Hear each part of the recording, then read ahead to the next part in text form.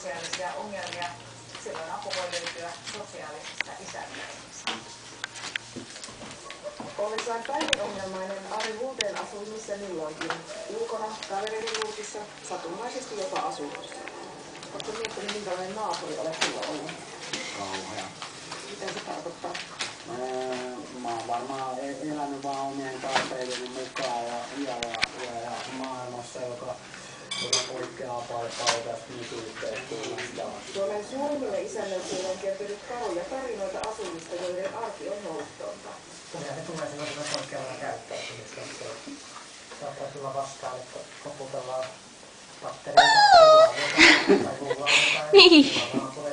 Ongelmat näkyvät kerrostalossa öisin.